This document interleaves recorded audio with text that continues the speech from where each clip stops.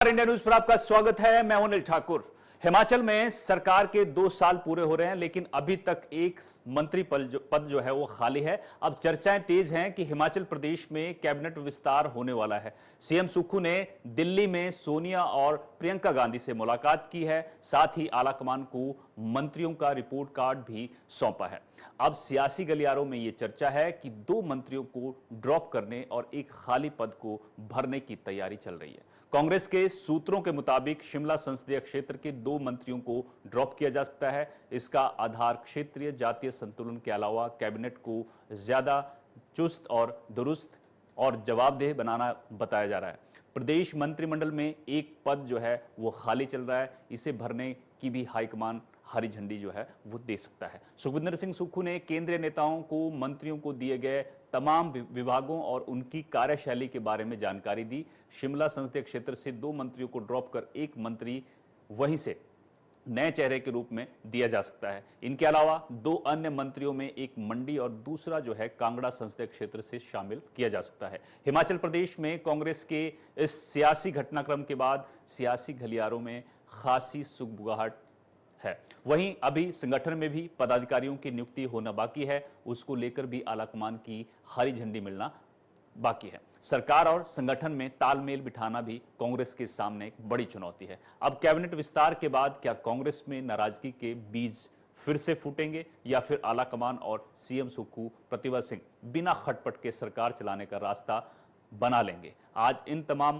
पहलुओं पर चर्चा करेंगे, लेकिन आपको पहले मैं बता देता हूं कि शिमला संसदीय सीट से 5 मंत्री जो हैं सरकार में हैं। हर्षवर्धन सिंह चौहान हैं, धनीराम शांडिल हैं, रोहित ठाकुर हैं, शिक्षा मंत्री जो हैं, और विक्रमादित्य सिंह हैं, अनिरुद्ध सिंह। ये 5 मंत्री जो हैं शिमला संसदीय सीट से आते हैं और कहा जा रहा है कि इन्हीं 5 में से कोई 2 मंत्री जो है ड्रॉप किए जाएंगे। अब देखना यह होगा कि किन किन मंत्रियों को ड्रॉप किया जा सकता है।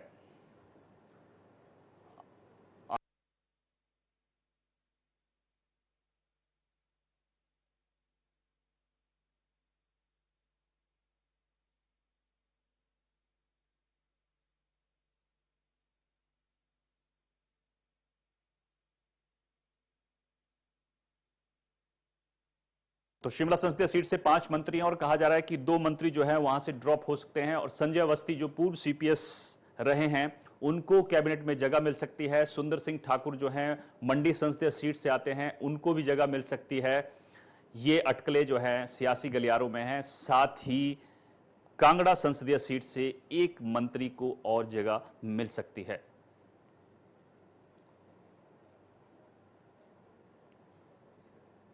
सीएम सुक्खू ने आपको बता दें कि दिल्ली में प्रियंका गांधी, सोनिया गांधी से मुलाकात की है और मंत्रियों के रिपोर्ट कार्ड जो हैं वो आलाकमान को सौंपे हैं। साथ ही संगठन में पदाधिकारियों की नियुक्तियां भी होनी है, उस पर भी चर्चा हुई है दिल्ली में।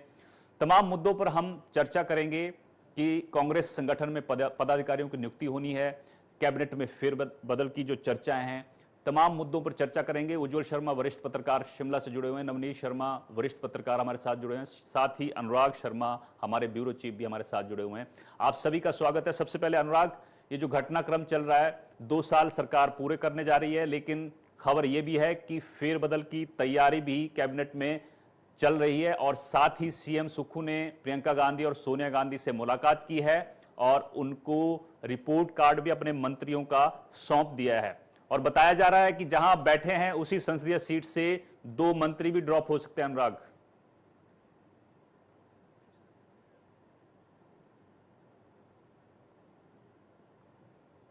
आवाज आ रही है आपको? अनुराग जी, जिस तरह के जी हेलो चेक जी जी जी, मेरी आवाज आ रही बोलिए है? बोलिए बोलिए।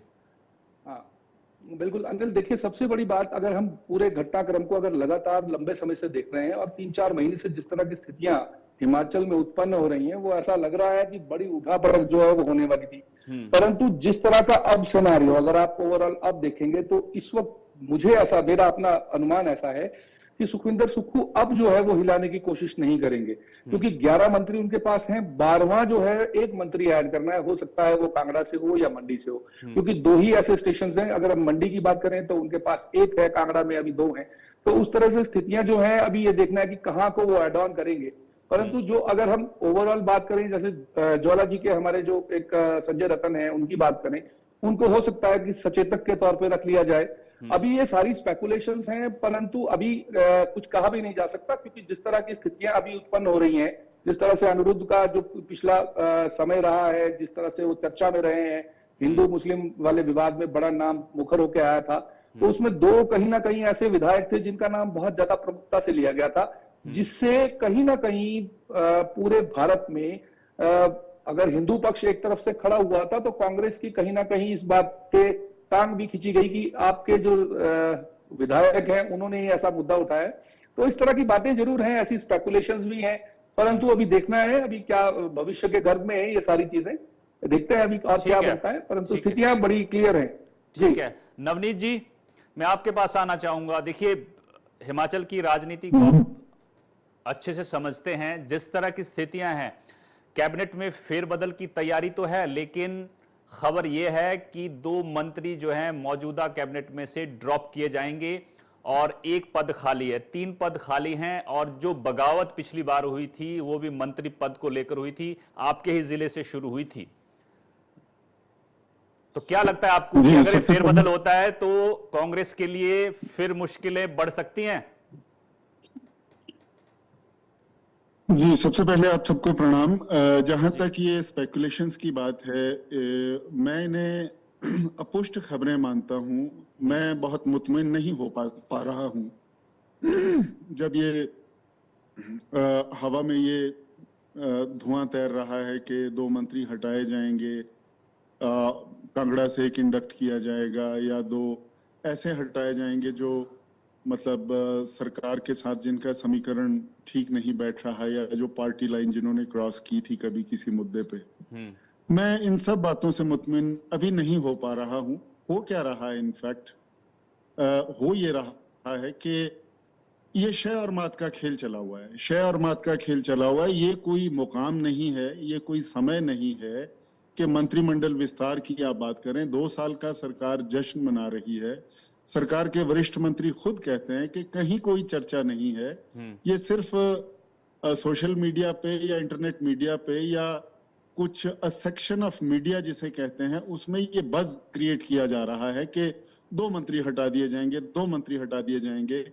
अब ऐसा कह के किसका हित सध रहा है वो भी स्पष्ट है। और जब इस तरह की चर्चाएं हैं कि 2 मंत्रियों को हटाया जाएगा, तो बदले में किसके इंटरनेट मीडिया पे जय श्री राम का झंडा बुलंद हो जाता है, और जो ये कहता है कि मेरे परिवार को कोई मिटा सके ये या राजनीतिक हाशिए पे धकेल दे, ये किसी में दम नहीं है। तो सारी बातें स्पष्ट हैं अपने आप में।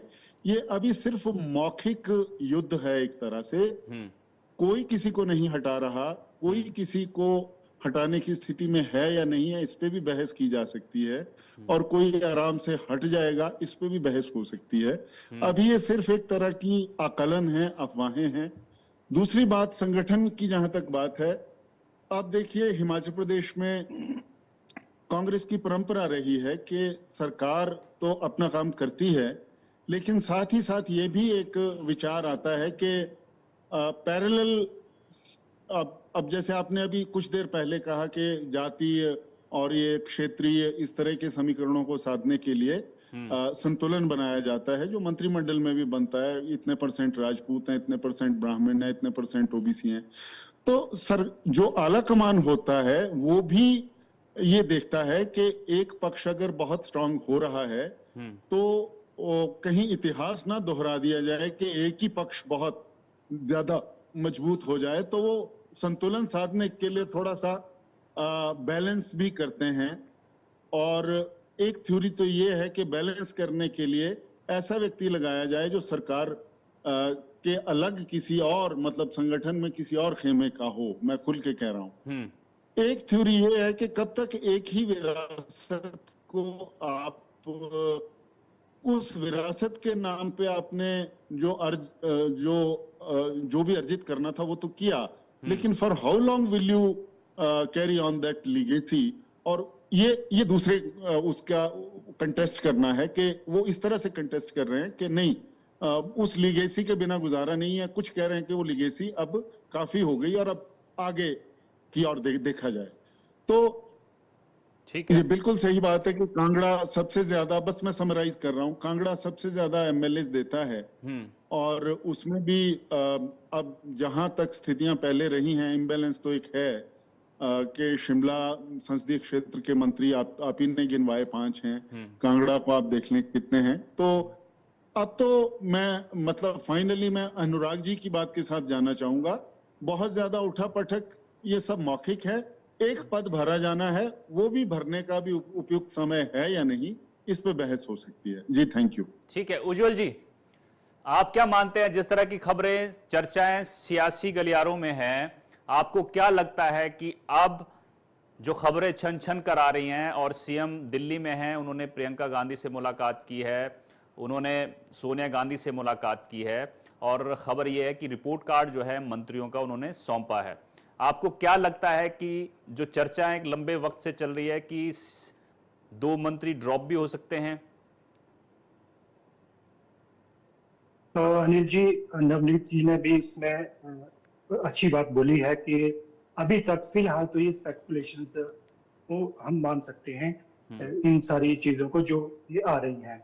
लेकिन इसमें एक बात जो नई देखने में आई है कि जो सीपीएस को लेकर जो फैसला रहा है हाईकोर्ट का, उसमें जो 6 सीपीएस है उनको रिमूव कर दिया गया है। तो कहीं ना कहीं उसके बाद ये बात जोर पकड़ने लगी है और ऐसा लग रहा है कि जो सीपीएस हटाए गए हैं और कहीं ना कहीं उनको एडजस्ट करने के लिए ये सारी जो है वो विचार विमर्श इस चीज का पॉलिटिकली देखा जा रहा है।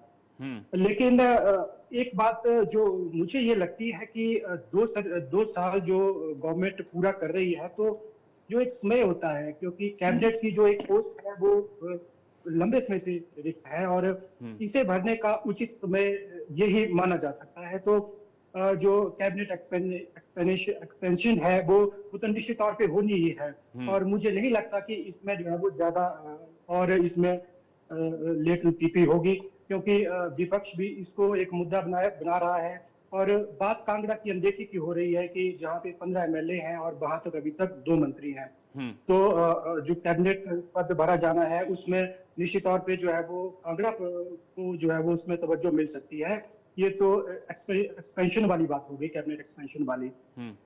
2 जो मंत्रियों के ड्रॉप करने की बात की जो चर्चा चली हुई है सियासी गलियारों में, तो देखिए इस पे जो फैसला लेना है वो मुख्यमंत्री को लेना है, हाईकमान को लेना है। लेकिन अभी तक हम देखें कि मुख्यमंत्री जो भी डिसीजन लेते हैं उनका यही उसमें एक तर्क रहता है कि हाईकमान को उन्होंने अवगत कराया है और हाईकमान की मंजूरी के बाद ही जो है वो ये तमाम जो फैसले हैं इस तरह के वो लिए जाते हैं।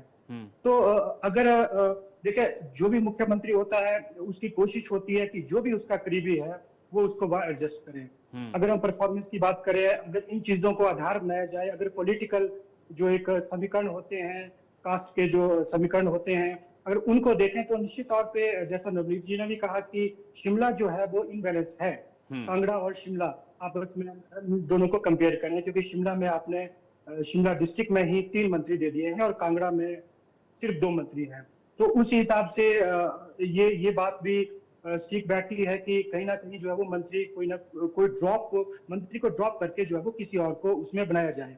अब ये सारी बातें हाईकमान के पाले में है, मुख्यमंत्री के पाले में है, हम इस पे खाली अपना एक पक्ष रख सकते हैं। तो जो एक चर्चा चली हुई है कि अगर कास्ट के हिसाब से सामंजस्य बिठाना है तो जो मुख्यमंत्री के करीबी है सीपीएस से भी रिमूव हो गए हैं संजय अवस्थी, तो उनका नाम प्रमुखता से आ रहा है।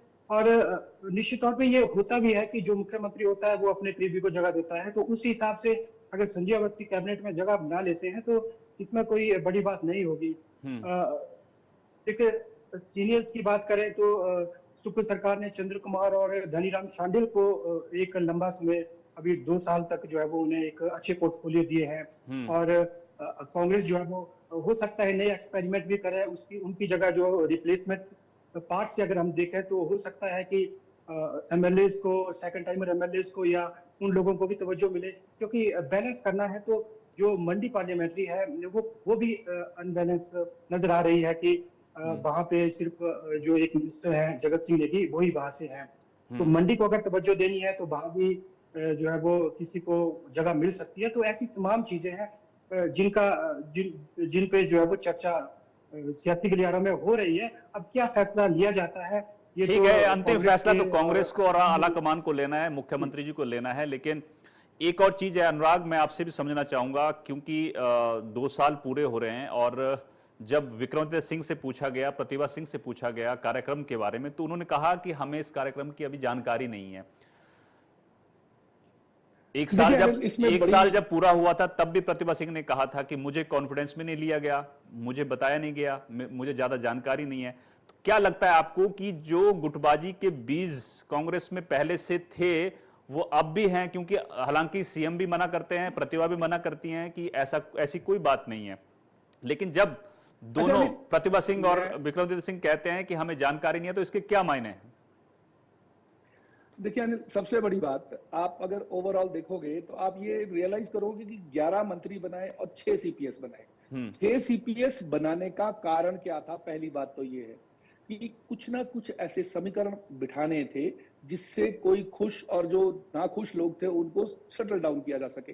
जिस तरह से उज्जवल जी ने अभी ये बात कही, मैं इस बात से जो ये चर्चा जो बन रही है ना, जिस तरह से ये स्पेकुलेशंस भी आ रही हैं, उसका कारण ये है कि जो 6 लोग हैं उनको डाइजेस्ट कैसे करेगी कांग्रेस। क्योंकि बहुत बड़ी बात है, देखिए आप अगर आप देखोगे अर्की के विधायक हैं जो संजय अवस्थी हैं, दून के राम कुमार है, बहुत बड़ा कद रखते हैं, धनाढ्य भी हैं, पूरी सरकार को बहुत तरह से सपोर्ट जो है वो करते हैं।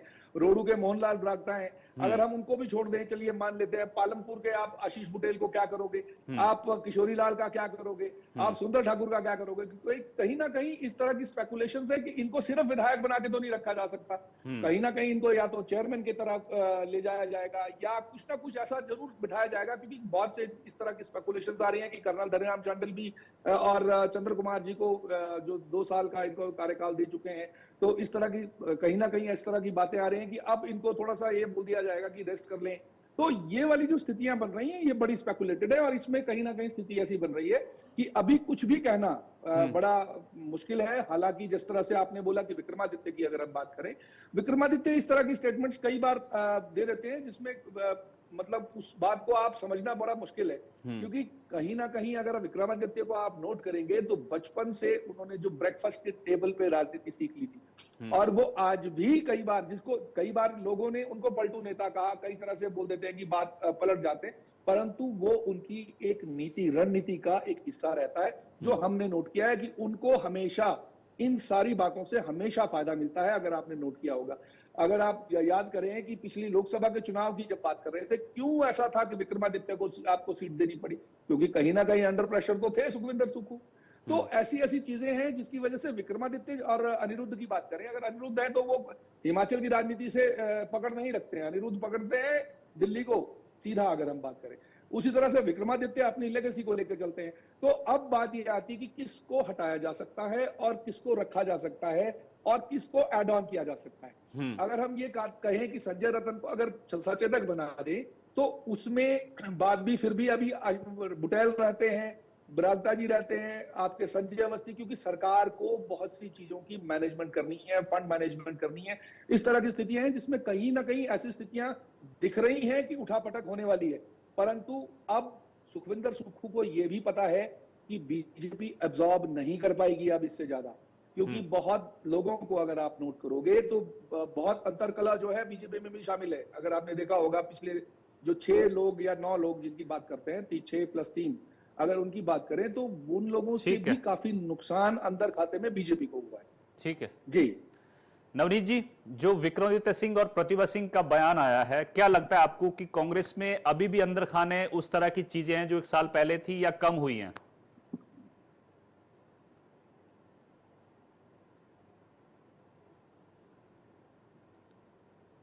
नवनीत जी आवाज तरह से जी। हाँ जी, मुझे कोई फोन आ गया था बीच में, शायद अब मेरी आवाज आ रही होगी। जी आ रही जी। मैं ये कह रहा था कि हिमाचल प्रदेश की त्रासदी है कि यहाँ भाजपा के अंदर भी बहुत सी भाजपाएं होती हैं और यहाँ कांग्रेस के अंदर भी बहुत सी कांग्रेस रहती आई है। और अभी भी ये कोई परिदृश्य बहुत अलग नहीं है। भाजपा का जो परिदृश्य है वो थोड़ा चुप है, खामोश है, अभी उससे कोई बिकरिंग्स इतनी बाहर नहीं आ रही। लेकिन कांग्रेस का ये है कि इनके प्रेशर कुकर की सीटी थोड़ा जल्दी बजती है जब प्रेशर बनता है तो उसी प्रेशर का परिणाम है कि पहले विक्रमादित्य सिंह जी ने कहा कि मुझे कोई पता नहीं है, फिर उसके बाद प्रतिभा सिंह जी ने भी कहा कि कोई पता नहीं है। यहां तक एक दूसरे को काटने की होड़ है कि दिल्ली से जब कांग्रेस ने एक पार्टी लाइन ली कि महाराष्ट्र चुनाव के बाद अब ये बैलेट पेपर पे इलेक्शंस होने चाहिए, क्योंकि ईवीएम पे उनको भरोसा नहीं है। हालांकि बाद में सुप्रीम कोर्ट से डांट पड़ी सबको, वो याचिकाएं खारिज हुई, वो आपके सामने है। लेकिन जब सुक्खू जी ने भी यही बात कही और यही प्रश्न जब प्रतिभा सिंह जी से पूछा गया पत्रकारों द्वारा, तो उन्होंने ये कहा कि हमारे कहने से कुछ नहीं होगा, ये बैलेट पेपर पे इलेक्शंस नहीं होंगे। तो देखिए, जख्म तलवार के गहरे भी हों भर जाते हैं, लफ्ज तो दिल में उतर जाते हैं भालों की तरह। एक दूसरे के लिए इतना कुछ शुरुआत से कहा जा चुका है। 6 साल का सुक्खू जी का बतौर पार्टी प्रदेशाध्यक्ष जो कार्यकाल रहा, और उस समय के चीफ मिनिस्टर राजा वीरभद्र सिंह जी के साथ उनके क्या समीकरण रहे, और उसके बाद अब क्या समीकरण है, तो वो ठीक है, वो एक कॉस्मेटिक चीजें होती हैं जो बाहर से हमें बड़ा अच्छा दिखता है, लेकिन जब जब कहीं बीच में ये चीज आती हैं तो वो स्पष्ट है अपने आप में कि काफी कुछ है। और जहां तक ये मंत्रियों की बात है ना सर, मुझे तो लगता है कि पार्टी को एक लाइन ये लेनी चाहिए कि प्रतिभावान लोगों को रखा जाए, और जो अब जिन्होंने बहुत सत्ता सुख भोगा है और जिनके पास अगर आदमी कोई कर्मचारियों का प्रतिनिधिमंडल अब भी जाता है कि हमें अपने विभाग के सेक्रेटरी से दिक्कत है, तो वो उनके साथ आंसू बहाते हैं, इतने भावुक हो जाते हैं, वयोवृद्ध हैं, भावुक हो जाते हैं, और फिर बाद में कहते हैं आप ये सारी बात मुझे लिख के दे दीजिए। जब कर्मचारी उनको लिख के देते हैं अपने ही सेक्रेटरी के खिलाफ, तो वो मंत्री महोदय उस पे अपने पार्कर पेन से या किसी पेन से उस पे नोट देते हैं कि सेक्रेटरी टू एग्जामिन प्लीज, मतलब जिसके खिलाफ शिकायत है वही एग्जामिन करे। तो अब ऐसे लोगों को मंत्रिमंडल में रहना चाहिए, वो मेरे आपके या हिमाचल प्रदेश के कितने हित में है ये आप लोग अच्छी तरह जानते हैं। ठीक है। उज्जवल जी, चलते चलते छोटा सा जवाब, शिमला में क्या चर्चा है? पूर्व मुख्यमंत्री जयराम ठाकुर ने कहा था कि हॉली लॉज गुट को जो है वो सीएम खत्म करने में लगे हुए, क्या चर्चाएं हैं प्रतिभा सिंह के बयान के बाद? छोटा सा आंसर। अनिल जी, जयराम जी ने जब ये कहा कि जो हॉली लॉज को खत्म ठिकाने लगाने में मुख्यमंत्री लगे हुए हैं, तो उसका तुरंत प्रतिकार विक्रमादित्य सिंह की तरफ से आया है, और उन्होंने सीधे शब्दों में वो तो कहा है कि हॉली लॉज को कोई भी ऐसे अनस्टेबल नहीं कर सकता। तो निश्चित तौर पे जो विक्रमादित्य ने ये दिखा दिया है कि इस तरह की अगर बातें होगी, चाहे वो हमारी उनकी पार्टी उनकी सरकार से होगी और या फिर अपोजिशन करेगा, तो उसका वो स्ट्रॉन्ग प्रतिकार करेंगे। तो उन्होंने उनकी जो बात से है उन्होंने स्पष्ट तौर पे ये दिखा दिया है। ठीक है, बहुत बहुत शुक्रिया आप सभी का, नवनीत जी, उज्जवल जी और अनुराग जी। कैबिनेट विस्तार, कैबिनेट में फेरबदल की चर्चाएं तो हैं सियासी गलियारों में, लेकिन क्या कैबिनेट में फेरबदल होगा, क्या मंत्रियों को ड्रॉप किया जा सकता है, स्थिति में कांग्रेस है? ये वक्त जो है जब फेरबदल होगा तब देखेंगे। लेकिन कांग्रेस की गुटबाजी भी जो है सामने आ रही है, वो भी सर का दर्द बनी हुई है। प्रतिभा सिंह और विक्रमादित्य सिंह कह रहे हैं कि हमें कार्यक्रम, 2 साल का कार्यक्रम है, जश्न का कार्यक्रम है, उसकी जानकारी नहीं है। अब 11 दिसंबर को और उसके बाद क्या होगा इसका इंतजार करना पड़ेगा। फिलहाल मेरे साथ इतना ही। आप देखते रहिए इंडिया न्यूज़। नमस्कार।